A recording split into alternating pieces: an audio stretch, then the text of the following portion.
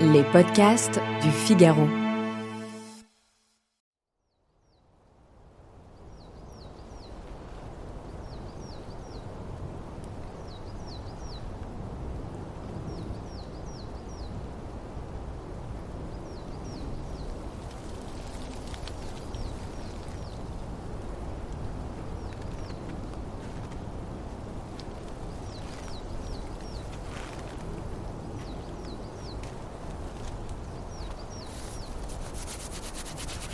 « 2 décembre 1804.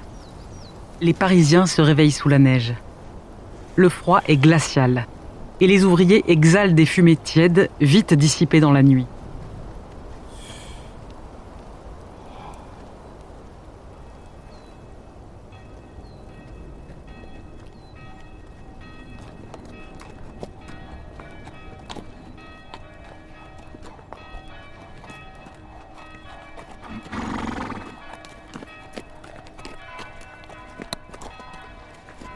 C'est le cortège du pape qui sort en premier des Tuileries. Napoléon tenait à sa présence pour consolider la Révolution, rallier les catholiques et montrer au monde que le pape lui-même reconnaît l'Empire.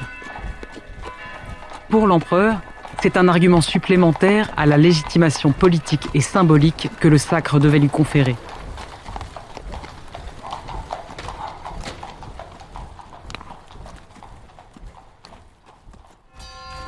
Présence de Notre-Dame entre Paris et le ciel. La profonde église, sombre, tendue de deuil, ouverte comme une gueule de caverne, au milieu de la place éblouissante de lumière. Henri de Bourbon, roi de Navarre, acceptes-tu de prendre pour épouse Marguerite de Valois? Récite le cadeau! Récite! Cette Jeanne se présente. Paris vaut bien une J'ai messe. trouvé la couronne de France dans le ruisseau. Soudain naît comme une lueur d'espoir dans les âmes simples de ces gens.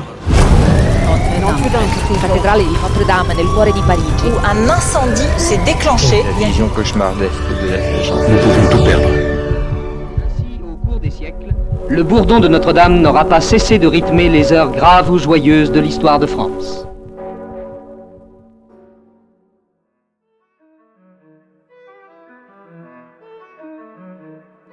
Bonjour et bienvenue dans ce nouvel épisode des sagas du Figaro Histoire consacré à Notre-Dame de Paris. Je suis Isabelle Schmitt, directrice adjointe de la rédaction du Figaro hors-série. Dans ce 3e épisode, nous serons invités au sacre de Napoléon en 1804 devant un pape Pie VII résigné. Puis nous admirerons la restauration de la cathédrale par Viollet-le-Duc, transformant Notre-Dame de Paris en un grand musée d'art chrétien. Enfin, nous terminerons par la catastrophe de l'incendie de ce lieu sacré le 15 avril 2019.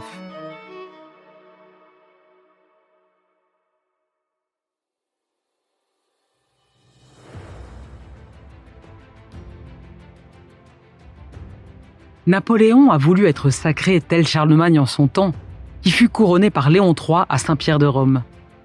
En revanche, il n'était pas question pour l'empereur des Français que la cérémonie se tienne à Rome. Pie VII a hésité. Son prédécesseur est mort en France. Mais il s'est souvenu de ce qu'il doit au consul. Sa propre élection en 1800 n'a été possible que grâce à la présence des armées révolutionnaires en Italie face à l'Autriche. Et puis, le Concordat a permis le retour de la religion en France. Enfin, il espère qu'en faisant le déplacement, il réussira à faire retirer les 77 articles organiques ajoutés sans son aval au Concordat. Il veut aussi récupérer ses légations de Ferrare, Bologne, Rimini, Avignon et le comtat vénessin. On le loge au premier étage du pavillon de Flore. Il est bien accueilli, il y a des rondes jambes et des bénédictions au balcon. Mais Pie VII n'obtient rien, si ce n'est la soumission de quelques évêques constitutionnels. Pour le reste, la modification des lois sur le divorce, la déclaration du catholicisme en France comme religion dominante, la restitution de ses légations, cela a été peine perdue. Puis il reçoit le coup de grâce. L'empereur se couronnera lui-même. Il n'est là que pour l'onction. Pie VII s'est résigné. Il avait manqué de s'étrangler en découvrant que Joséphine et Napoléon ne sont mariés que civilement. Il dit qu'il préfère repartir que de consacrer un couple concubinaire. Foin du scandale, Napoléon s'incline et demande au cardinal Fesch de les marier dans la nuit et dans l'intimité. Pie VII est transporté dans le carrosse de Joséphine. Selon une exigence du cérémonial romain, il doit être précédé d'un camérier, personne attachée à la personne du pape, à dos de mule, portant une croix. Aux fenêtres et balcons, on rigole. Quand Picette, coiffée de la tiare, entre dans Notre-Dame, les chœurs entonnent le Tues Petrus.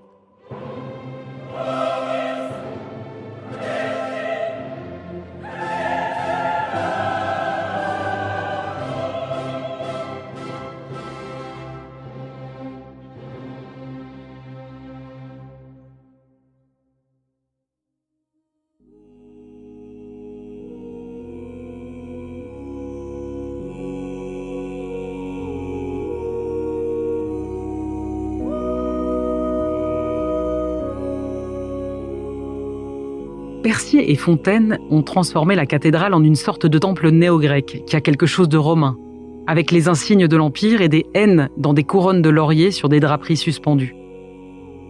Une estrade barre la nef d'où l'empereur domine l'assemblée.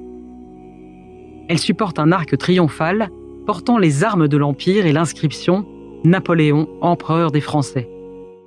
Les marches de l'estrade sont recouvertes d'un tapis bleu semé d'abeilles. Dans le chœur, le trône plus modeste destiné au pape et 2 fauteuils et prie-dieu où l'empereur et l'impératrice assistent à la messe. Ecclésiastiques, dignitaires, militaires, princes et princesses, la cathédrale est pleine. À son poste, le pape attend l'arrivée de Napoléon et de Joséphine. Napoléon a revêtu le grand habillement immortalisé par David, Ingres et Girodet, et Joséphine son long manteau porté par les 5 princesses Bonaparte. Ils arrivent en cortège jusqu'au chœur. Sur la tête de Napoléon et de Joséphine, le pape fait une triple onction avec le Saint-Crème. Après le graduel, ce chant grégorien qui intervient après la première lecture, il bénit les ornements, l'épée, les manteaux, les anneaux, les couronnes et le globe. Le couple impérial s'approche, revêt les ornements. Puis Napoléon monte à l'autel, prend la couronne, s'en couronne lui-même, puis couronne à son tour l'impératrice agenouillée. J'ai trouvé la couronne de France dans le ruisseau. Je l'ai ramassée de la pointe de mon épée et je la pose sur ma tête.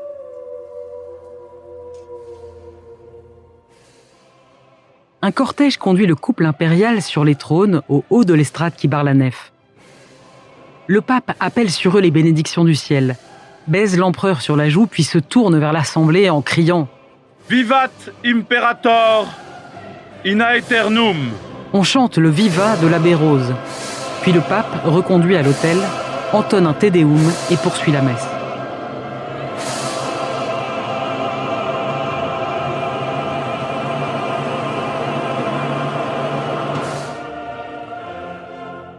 Il regagne la sacristie avant que Napoléon ne prononce le serment constitutionnel que Picette ne veut point entendre.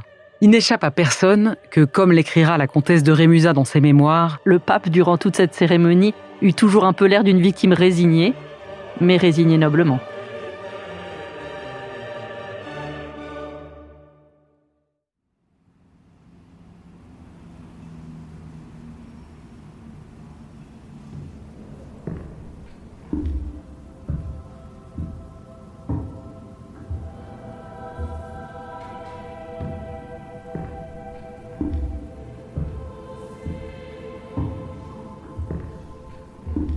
Henri Lacordaire gravit les marches de la chaire de Notre-Dame. Il s'apprête à haranguer la foule. Mais juste avant, il bénit le ciel.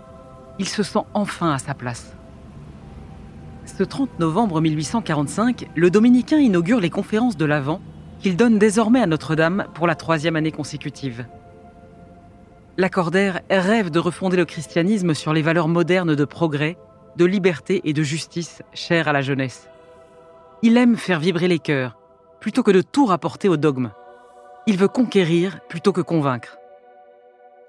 Il a refait de la cathédrale ce haut lieu d'éloquence sacrée qu'elle a été avec Bossuet et les autres, jusqu'à ce que les Lumières ne discréditent ce magistère. Les flammes des cierges tremblent dans l'ombre des chapelles.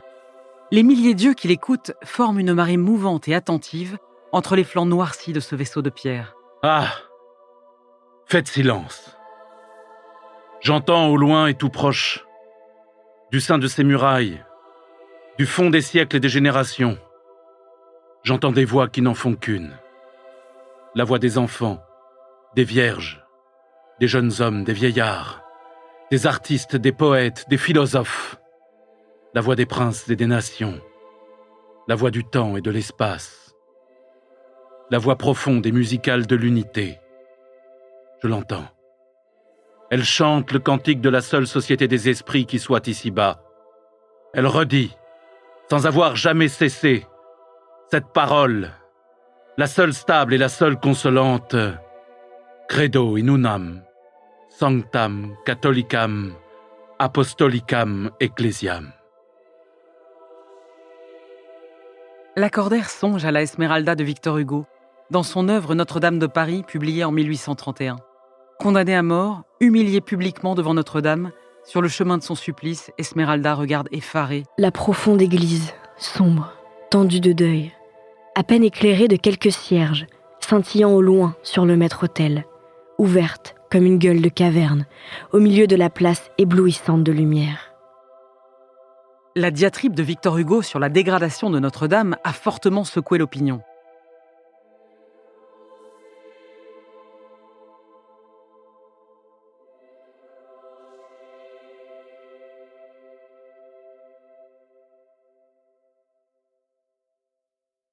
Victor Hugo, ça a avant tout été un formidable influenceur. Mathieu Lours, historien de l'architecture et auteur de Rebâtir Notre-Dame de Paris aux éditions Talandier. Quelqu'un qui a été capable de mobiliser les énergies d'une génération, la génération romantique, au service de la restauration du patrimoine. D'abord parce qu'il n'est pas tout seul. 1830, c'est la date de création d'un service des monuments historiques. Ceci étant, il serait faux de dire que Notre-Dame n'avait pas été restaurée. Au moment du sacre de Napoléon, il y a des premières interventions. Ensuite, il y en a d'autres sous la Restauration. Mais ce sont des interventions qui sont menées sans une approche historiciste du gothique. On va employer des matériaux qui ne vont pas du tout. On va employer du mastic de Deal, qui est un mastic qui reconstitue la pierre, mais qui est tellement lourd qu'il se détache en arrachant ce qui restait de la pierre d'origine. Donc Viollet-le-Duc va devoir aussi dérestaurer ces restaurations. Donc on ne peut pas dire qu'on n'ait rien fait, mais on avait mal fait. On n'avait pas tenu compte de la réalité matérielle médiévale de l'édifice et on n'avait pas anticipé sa place dans l'imaginaire du XIXe siècle. Alors, Louis-Philippe s'est résolu à agir et a fait organiser un concours pour la restauration de la cathédrale. Un duo de jeunes hommes est sorti du lot. Il s'agit de Jean-Baptiste Antoine Lassus et Eugène Viollet-le-Duc. Leur projet a été considéré comme celui qui réunissait toutes les conditions désirables pour arriver à une bonne restauration et même comme le seul exécutable. Il y avait deux autres projets concurrents au moment où le projet de Viollet-le-Duc et de Jean-Baptiste Lassus ont été choisis. Il y avait un projet qui prévoyait de repeindre en couleurs vives tout l'intérieur de Notre-Dame, comme à Saint-Germain-des-Prés. Un autre projet qui consistait à placer des flèches sur les tours. Les deux architectes rejettent l'idée de couronner d'une flèche chacune des tours. Pour eux, on obtiendrait peut-être par cette adjonction un monument remarquable. Mais ce monument ne serait plus Notre-Dame de Paris. Puis, ils abandonnent rapidement leur souhait de restituer le chœur dans son état médiéval. La conservation du chœur baroque de Robert de Cotte n'est pas une option. Malgré tout, Viollet-le-Duc s'arrange pour déplacer le décor de marbre entourant le groupe sculpté du vœu de Louis XIII. L'architecte veut dégager les arcades gothiques qu'il masque. Il se réjouit aussi à l'idée de pouvoir rétablir la statuaire de la façade. Il s'agit des 28 rois de Juda dans leur niche, du Christ bénissant et des 12 apôtres dans les ébrasements de la porte centrale. Il y a aussi les 8 figures de la porte de la Vierge et les 8 statues romanes de celle de Sainte-Anne. Ces statues ont disparu pour la plupart dans la tourmente révolutionnaire. Il veut encore rendre à Notre-Dame les gargouilles démantelées au XVIIIe siècle et sous l'Empire, du fait de leur état et au nom parfois d'un esprit des Lumières ne supportant plus le naturalisme médiéval. Mathieu Lours, historien de l'architecture et auteur de Rebâtir Notre-Dame de Paris aux éditions Talandier. Notre-Dame, à ce moment-là, devient un chef-d'œuvre du gothique rayonnant, sans rien renier de son destin premier. Elle conserve toujours ses fils de colonnes, typiques du premier art gothique. Et Viollet-le-Duc a voulu rendre raison de cette dualité en restituant archéologiquement parlant le 4e niveau d'élévation qui avait été supprimé quand on a élargi les fenêtres. Si vous regardez le transept de Notre-Dame, la première travée du chœur, la première travée de la nef, vous voyez des rosaces en dessous des fenêtres hautes et les fenêtres hautes toutes petites. C'est l'état des années 1160 que Viollet-le-Duc a restitué pour qu'on ait non seulement une vision esthétique de la cathédrale, mais aussi une vision archéologique. Son grand projet, le plus personnel, est surtout la flèche, réalisée après la mort de Lassus en 1857. Elle est plus épaisse que le modèle du XIIIe siècle, plus haute de 10 mètres, sommet d'une croix de 8 mètres et d'un coq contenant des reliques. Viollet-le-Duc dessine tout lui-même, contrôle le travail de chaque artisan d'art, jusqu'à la réalisation du décor intérieur et du mobilier liturgique. Il recherche l'unité de style, la fraternité des arts et des artisans, la fidélité archéologique, le naturalisme, mais aussi parfois l'invention. Il s'emploie à faire de Notre-Dame de Paris un grand musée d'art chrétien. Viollet-le-Duc a été décrié pendant tout le XXe siècle comme l'auteur de ce qu'on appelait à cette époque des pastiches. Le gothique du XIXe, pour les esthètes du XXe siècle, c'est un pastiche gothique. Et le XXe siècle a horreur, d'une part, de l'historicisme et d'autre part, de l'ornement. En 1915, l'architecte Adolf Loos écrit un petit pamphlet qui s'appelle « L'ornement est un crime ». Vous imaginez comment on peut juger Viollet-le-Duc quand quelqu'un a écrit ça. C'est une architecture qui dit quelque chose de la manière dont le XIXe siècle pense son rapport au Moyen-Âge, son rapport à l'histoire, son rapport à la création. Et en ce sens, on a une réévaluation de l'œuvre de Viollet-le-Duc, mais un petit peu après la bataille. C'est-à-dire que dans les années 60, on a démonté les verrières de Viollet-le-Duc dans les parties hautes de la nef, et on a gratté surtout les peintures murales des chapelles de la nef qui étaient abîmées, et qu'on a remplacées donc par de la pierre à nu.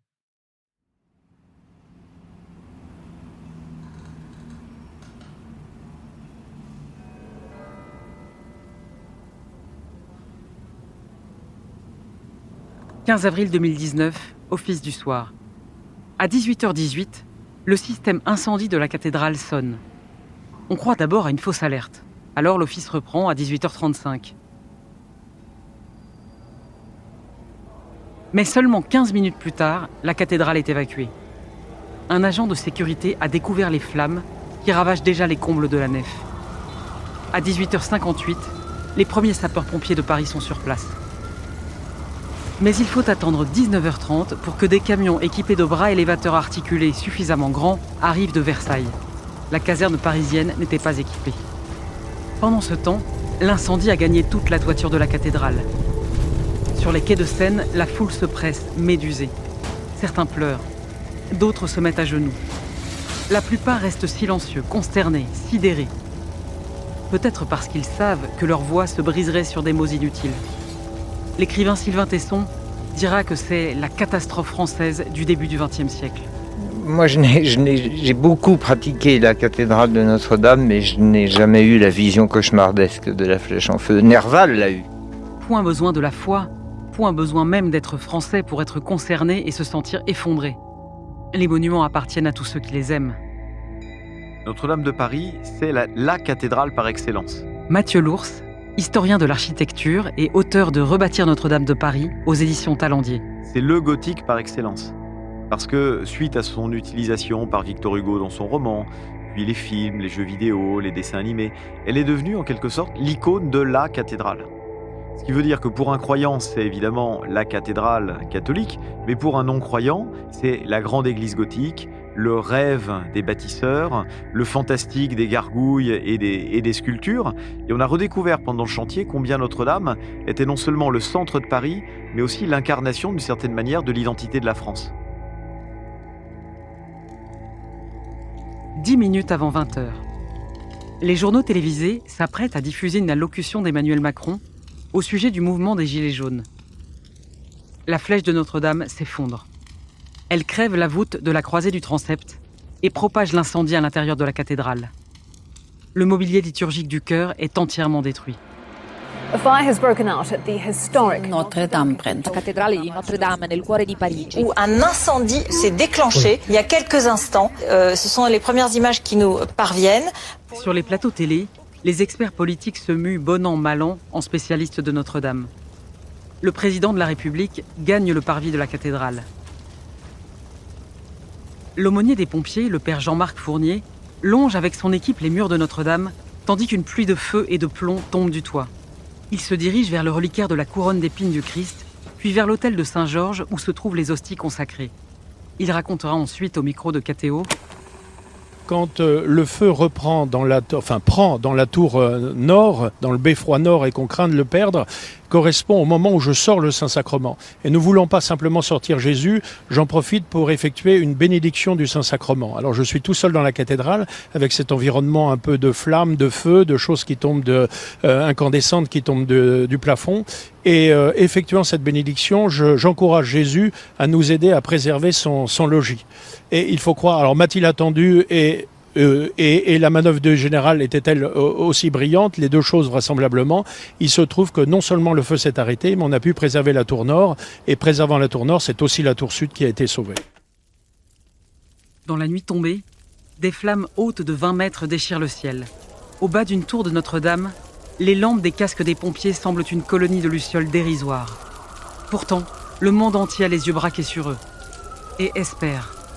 Il ne reste qu'une demi-heure avant que le feu n'atteigne les beffrois. Si les cloches tombent, la tour nord s'effondrera et celle du sud suivra. Et c'en sera fini de Notre-Dame. Le général Gallet prévient le président. Nous pouvons tout perdre. La cathédrale et les hommes. Les pompiers luttent pied à pied avec le feu, passant par des chatières de 60 cm de large, tandis que la fumée leur brûle les yeux.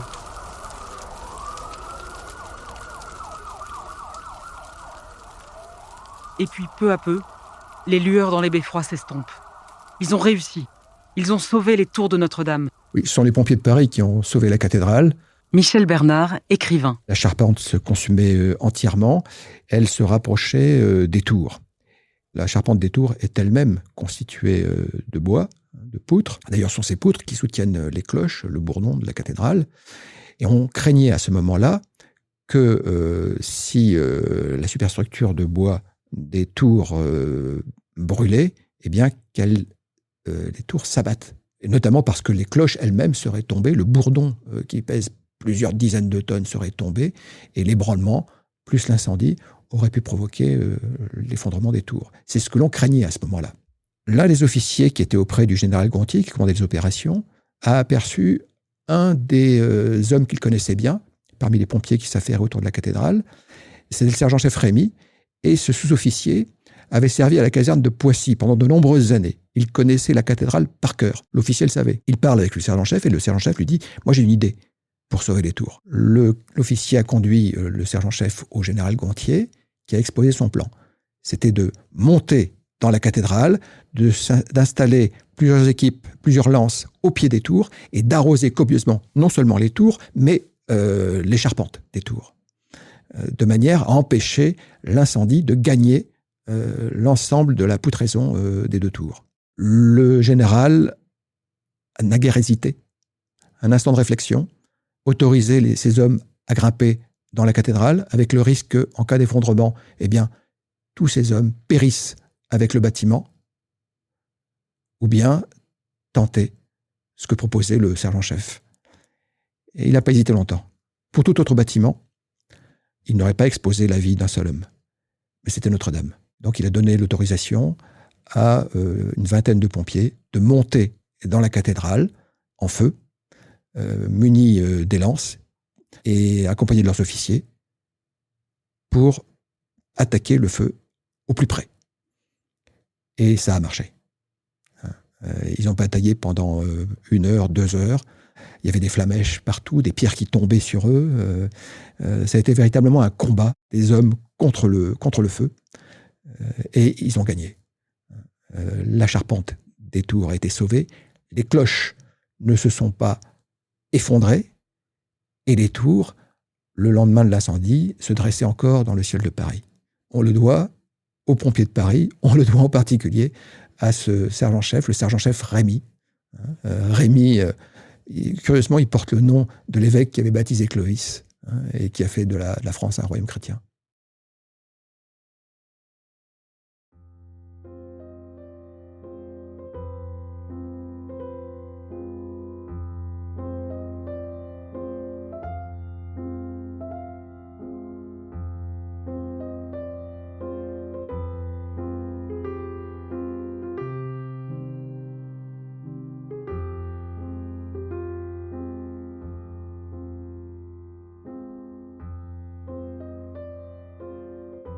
Dans la cathédrale, sous l'orgue, Des dizaines de petites bougies continuent à briller, épargnées par les lances.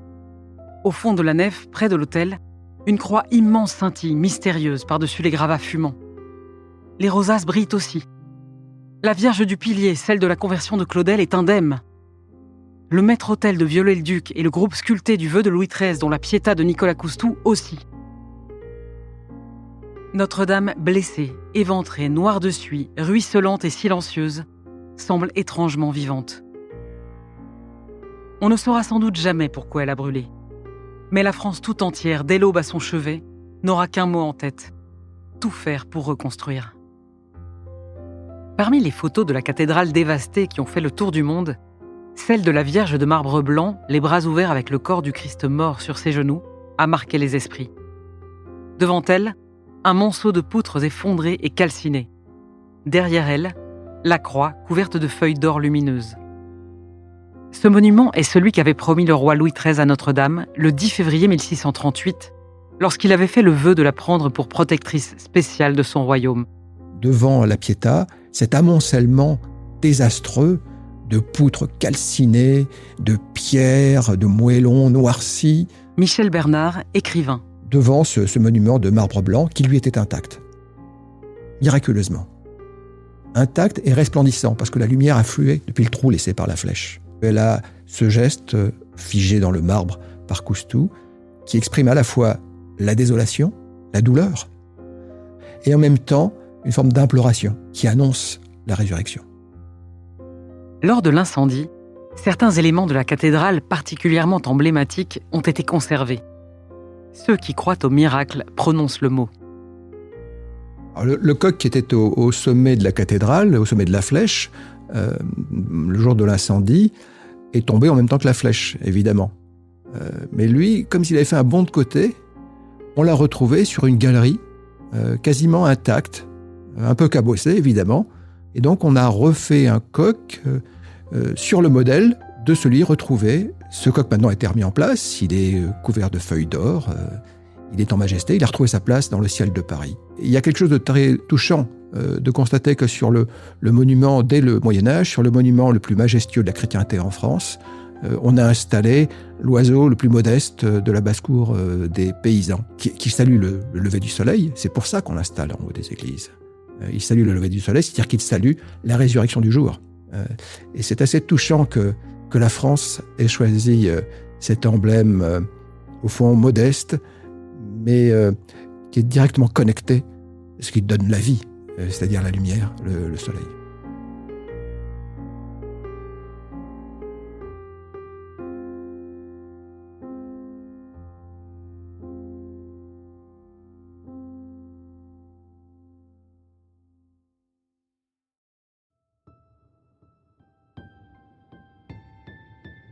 Merci d'avoir écouté ce dernier volet des sagas du Figaro Histoire consacré à Notre-Dame de Paris.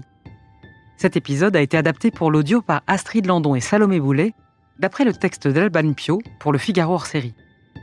Avec les voix de Simon Volodine, Aude Cérès et Salomé Boulet. Et la participation de Michel Bernard et Mathieu Lours. Le Figaro hors-série Notre-Dame, Passion et Résurrection est disponible en kiosque et sur Figaro Store.